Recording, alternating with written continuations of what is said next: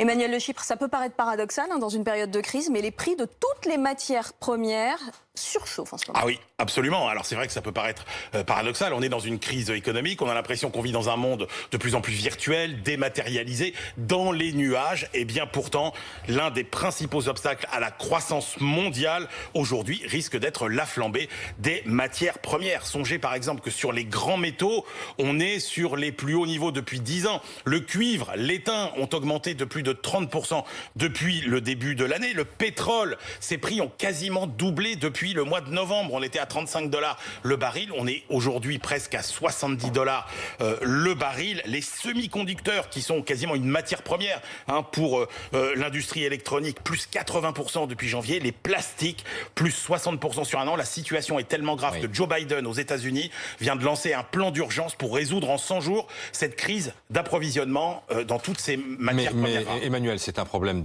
c'est lié à la demande, progression de la demande, ou c'est l'offre qui ne suit pas? On a les deux. On a une explosion de l'offre, de la demande, pardon, et une offre insuffisante parce qu'on n'a pas assez investi, par exemple, dans les mines au cours des dernières années. La demande, elle explose parce que, par exemple, l'économie gloutonne en matières premières, la Chine, la moitié des matières premières du monde sont absorbés par la Chine. La Chine est en train de redémarrer. Et puis il y a la transition écologique aussi. Transition écologique, c'est des voitures électriques. Qui dit voiture électrique dit batterie avec tous les métaux qui vont avec. Et ça, c'est aussi beaucoup de demandes. Et puis il y a aussi les conséquences directes de la crise Covid. Le télétravail, par exemple, la digitalisation, fait que les entreprises ont besoin de beaucoup de matériel informatique. Le plastique, par exemple, là, on voit que pour emballer les vaccins ou tous les matériaux de protection, on a une très forte demande en plastique. Donc tout ça est en train d'augmenter très fortement. Et dans notre portefeuille, ça va se voir?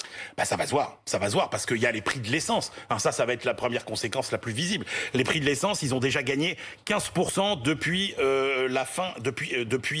le mois de novembre, où le pétrole a commencé à augmenter. Et puis, grosso modo, si vous cherchez tous les produits dans lesquels il n'y a pas de plastique, il n'y a pas de semi-conducteurs, il n'y a pas de métaux, vous en trouvez très peu. Donc, grosso modo, à part tout ce qui se mange, oui, les produits qu'on va acheter demain risquent d'être un peu plus chers.